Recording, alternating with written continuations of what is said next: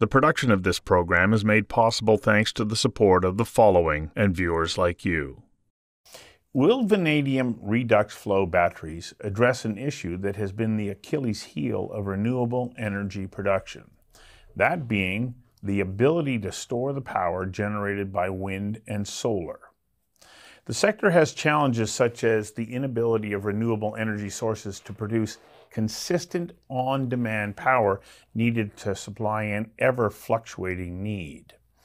Matt Harper of Invinity, a leader in the battery storage system, says yes, and in doing so, he and his company will be filling a significant need in jurisdictions where there's been a huge increase in the amount of renewable power generated in those states, power that needs a home until it is required for use. Places like California, Australia, and Alberta. I invited Matt Harper to join me for a conversation that matters about harnessing, storing, discharging, and repeatedly recharging renewable energy to meet the electricity demands of the future. Welcome. Glad to be here. Thanks for having me. This has been a big part of the sticking point about how do we create reliability around the use of renewable energy sources, has it not? Absolutely. Yeah. You know, over the last 5 years, what's been fascinating around the world is that wind and solar have become the lowest cost way of generating electricity in most jurisdictions. The problem being, of course, that as people start to use more and more of those sources because they are so inexpensive, the intermittency that they're sort of injecting into our grid system has become more and more of a challenge. Batteries have been around for a while that can do some of those kind of shifting and energy storage applications, but only recently are we starting to see an increase in demand and less of a demand and more of an absolute need to put some reinforcement behind those renewable generation sources so that they can become a bigger part of our electric grid. Yeah, one of the, I guess, stumbling blocks or barriers has been the fact that it takes a long time to charge a battery. It has to be completely discharged before it can be recharged. You know, how do you make all of that work on scale so that it can meet grid demands? So it's one of the benefits that our battery technology has. You identified it up front. The vanadium flow batteries that we're making have an inherent flexibility to them that means that you don't need to do those full discharge cycles in order to, keep the battery in top form. We can do partial discharge cycles. We can do very deep discharge cycles. We can respond to fluctuations in voltage and frequency on the grid within seconds, or we can turn around and take 8 hours of solar generation during the day and deploy it over 15 hours overnight. All of those things without introducing any further sort of degradation in the battery itself. Okay, how does it work? Because I'm trying to envision this. Yep. I'm used to seeing, okay, well, there's the battery, you put the charge in, it's all self-contained. And I get the fact that you're, putting a charge into the battery. Yeah. But vanadium redox flow batteries don't work that way at all, do they? No, it's true. What we do is that we tear apart the two parts of the battery, the part that generates power and the part that stores energy. By separating those two things, we have the power generation in a thing that we call a cell stack, which is battery cells like you would see in a lot of other batteries. And then on the energy side, we have this liquid electrolyte with the vanadium liquid in it that stores the energy. Separating those two things from one another gives us a huge amount of control in terms of how we configure the battery, how we operate the battery, and ultimately gives it that level of flexibility.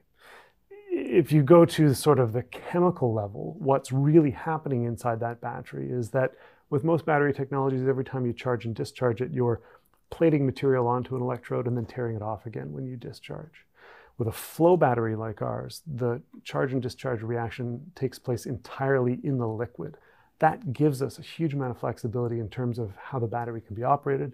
And it means that fundamentally, it's a very, very durable technology of the sort that you can deploy alongside, a wind farm or a solar farm, not for the 2 to 3 years that your lithium-ion battery in your cell phone might last, but for the 20 to 30 years that those assets are intended to be built for. It has that kind of lifespan. It does. So what is it about the system that expands its lifespan so significantly? So it's two things. First of all, it's that thing about the fact that the charge and discharge isn't involving the electrodes inside the system. It's all the liquid that's doing that hard work. And then inside that liquid, it's the vanadium ions themselves that are charging and discharging, holding and then releasing electrons. One of the amazing things about vanadium is that it exists in a very broad range of electrochemical states. So you can use it as both the negative side of your battery and the positive side of your battery. Together, that gives you the flow of current that is useful energy. And through those charge and discharge cycles over the course of years and decades, the vanadium itself always remains exactly the same species. It doesn't change, it doesn't degrade, it doesn't turn into gas and escape. It's always the same material. And therefore, the vanadium that's there on day one is there after year 25. And that's how we get that extreme durability. So I got to get you to hang on for a second while we take a quick commercial break. Okay. We'll be right back. The production of this program is made possible thanks to the support of the following and viewers like you.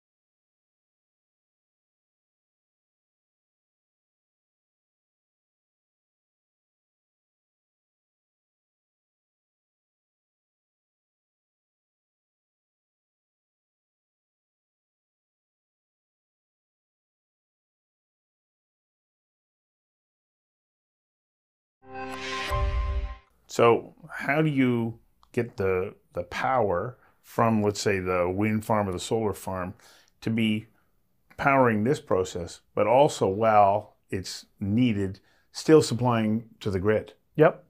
Look, it's really a question of, well, for most of our customers, it's a question of what's most valuable at a particular time. You mentioned in your introduction, Australia and the US in particular.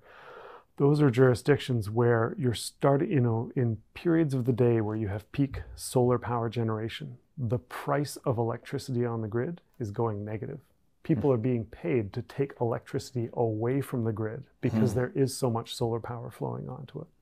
What our customers are doing is they're looking at those market signals and making a decision whether their solar power is going to be flowing from their solar panels back onto the grid at a particular time, or whether they're going to take that and charge it into the battery so that it can be then discharged to the grid at a time when it's more valuable. When demand starts to peak later in the day, when people are going home and so on. People come home, turn on their air conditioners, fire up the TV, turn the oven on, electricity prices go through the roof. Yeah, that's exactly it. And so then they get a much greater return on the electricity that they're selling. Absolutely. They get a much greater return. The other thing that we see in a lot of jurisdictions, and this is especially true in Australia, hasn't happened in Alberta yet, but I suspect we might get there, is that because solar power is so well proven and so low cost, people want to install more of it than the electric grid can absorb. And so what the regulators are saying now is, our customers are going to a regulator and saying, hey, I want to build 100 megawatts of solar. And they're saying, we'll give you 20. Because they simply can't absorb. They don't need it. So, by including one of our batteries alongside those projects, you can upsize the project itself, which of course has, knock-on economic benefits. So not only are you generating a lot more power to start off with, you're taking that power and delivering it to the grid when it's most valuable. Wow. Okay. What's the scale of these batteries? Like, we're not talking about something that fits, nicely on this tabletop. No, I would have brought one with me. I'd be able to do that. The downside of a vanadium flow battery is that it's somewhat more complex than the thing that you'd see in your cell phone or what have you. It's got pumps that circulate liquids. You've got cooling systems that sort of maintain the thermal state of the whole system. So what we do is we build a standardized battery module that is, say 6 feet wide, 6 feet high, and 3 feet deep. And then every one of those individual modules we can put on a particular site, depending on what the needs for that individual site are. So it's a very modular approach.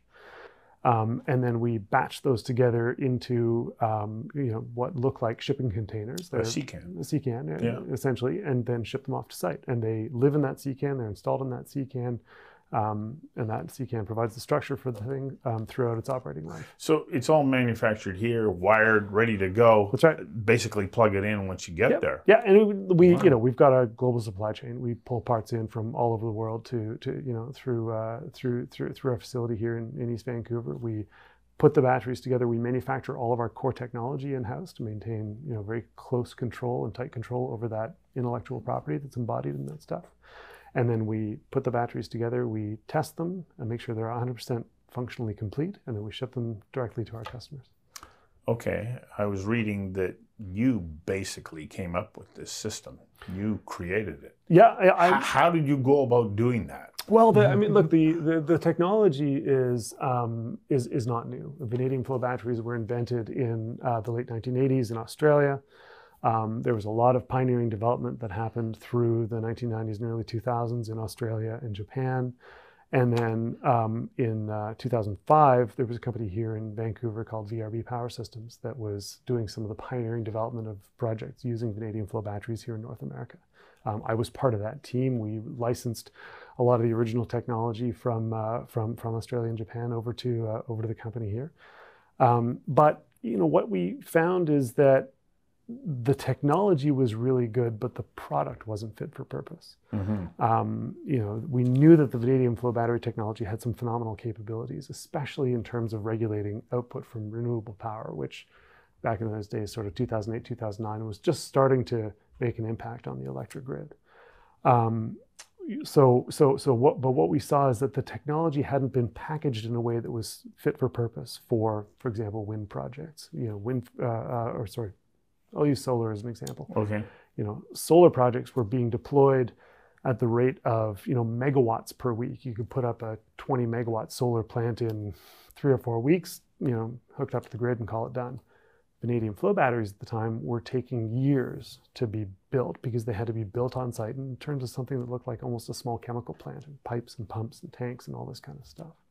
So what the innovative step that we brought to the market was to say, can we take this technology that we know well and package it in a way that it is a totally turnkey modular product? It comes off of a factory production line with great quality control, great cost control, delivered to our customers in a way where they deliver it off the back of a truck, hook a wire up to it, flip a switch, and they're ready to go. This is our second break. We'll be back in a moment. The production of this program is made possible thanks to the support of the following and viewers like you.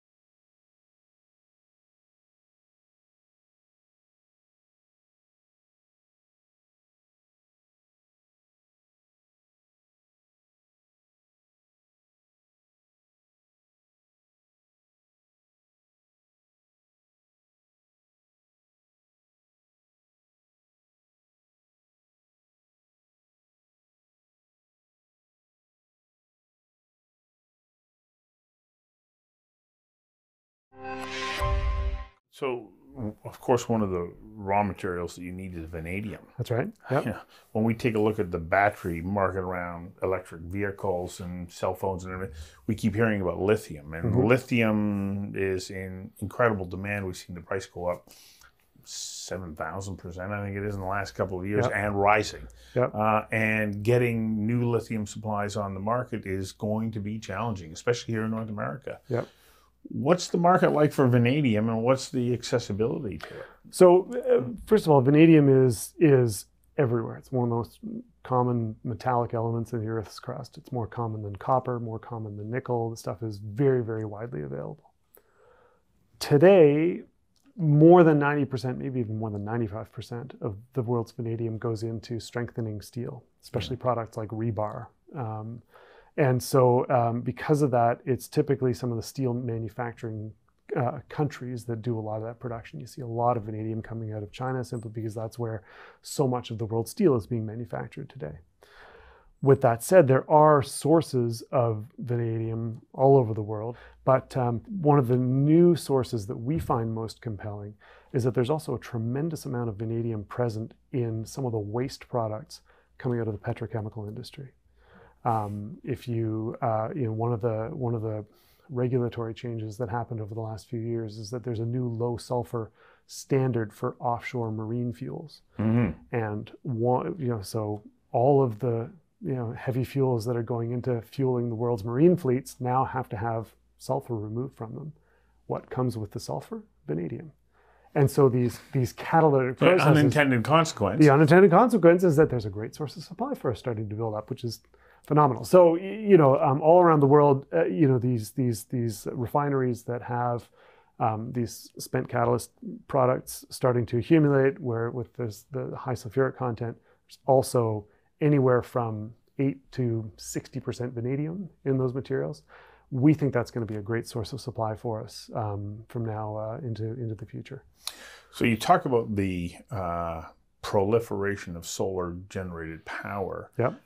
And these facilities are not necessarily getting licensed to be able to deliver that power because the utilities got more than enough during the day. Yep. But we know that there are ever-fluctuating needs.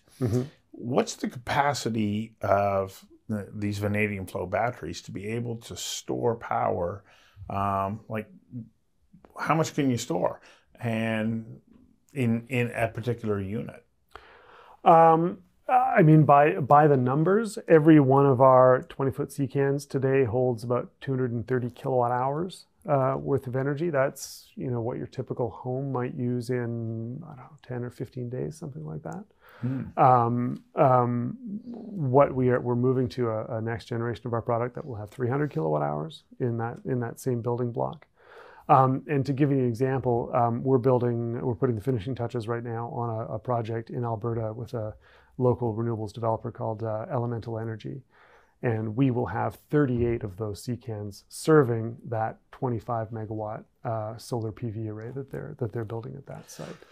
Would one of the advantages of this system being remote communities that you don't necessarily want to serve as off of a grid, but you can now create power generation locally, store it locally, deliver it locally, whereas there aren't systems right now that can meet that need? Absolutely true, and it's one of the things that I'm most excited about in terms of sort of the future evolution of what these technologies will be able to do. There's a tremendous number of remote communities in British Columbia, in Canada in general, British Columbia definitely, all across the north that are all running essentially on diesel fuel. That diesel fuel has to be trucked in. It's very expensive. It is subject to supply chain disruptions, especially in the winter. And it's not an ideal source of providing the electricity that those remote communities need. By contrast, if you were to be able to take wind or solar power from those particular sites, store it in a battery like ours, probably use have those generators still available for the 1 week a year where it's the middle of winter and yet the air is still, and so you don't have enough generation to keep things warm. But ultimately be delivering sort of 95% of your energy needs from those locally generated renewable sources. That would be revolutionary in terms of the cost of maintaining those communities and in terms of the sort of energy independence that those communities are able to enjoy. Third and final break. We'll be right back. The production of this program is made possible thanks to the support of the following and viewers like you.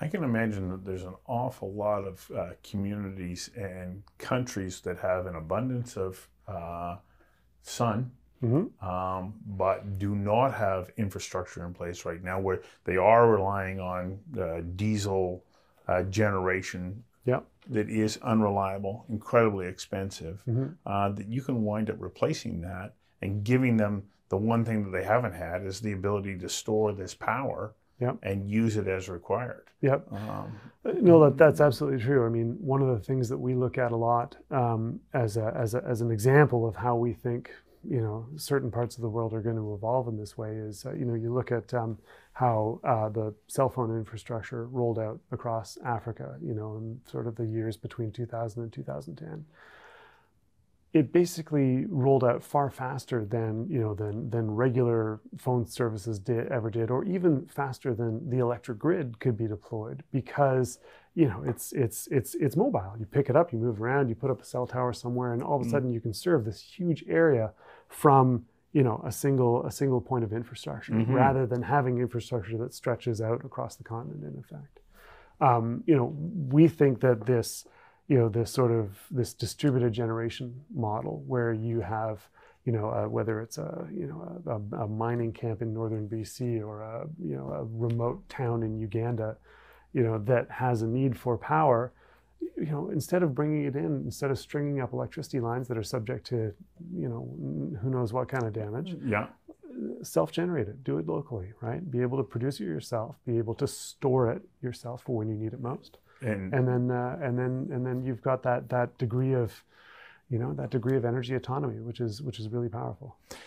So I note that you're not just here in Vancouver; that you're also elsewhere. Already, you're gaining a considerable amount of momentum. Where else are you building units? So so as a company, we've got two main operating bases. One is here in Vancouver. One is in a town called Bathgate, which is just outside of Edinburgh in Scotland. Those are our two main facilities for battery production and for doing all of that sort of core technology manufacturing that I talked about earlier. And then ultimately, those are also the sites from which we ship to project sites all around the world. Most of our business today is in the UK, North America, and Australia, simply because those are three jurisdictions that have not only a pretty significant need for storage as it stands, but also have market structures that support the implementation of those projects. You know, we can actually put these batteries on the grid and make pretty good revenue, or at least our customers can, in those three jurisdictions. So that's most of where we look. We have been opportunistically starting to explore other jurisdictions as well, primarily based on the strength of the partnerships that we're able to make elsewhere. You know, I'm personally not going to go and, you know, spin up a business development office in Taipei, for example, but yet we've had, you know, some great partnerships in Taiwan that we've been building over time, you know, to be able to deliver the benefits of these products into their market. Well, as it starts to take hold and your reputation grows, I think your biggest challenge is going to be how are you going to scale up to meet that demand? Absolutely. I mean, our biggest corporate partnership is I mentioned that we're developing a next generation product. We're doing that in partnership with the team at Siemens Gamesa Renewable Energy, and you know, they've been great partners to us. They focus primarily on the wind energy sector. And you know, I mean, regulating the output from a wind turbine is an incredibly punishing duty cycle. You know, not only do you have to regulate for the individual gusts, but then you have to be able to take that energy and push it into the times of day when the air is still. Right? It's a very, very diverse duty cycle. Their view is that if we're able to hit our targets, our milestones for this particular product and get it to market in the way that we intend, that we will be able to sell as much of this stuff as we can build, just because there's such a huge need for it. Well, because you complete the circle in that production. Yep. You're not just power generation, but your power generation, storage, and then the ability to deliver on demand, which has always been the concern about renewable power sources. Yep, that's exactly it. I wish you great success, and thanks for coming in and giving us an insight into your world. I'm always happy to do so. Thanks very much.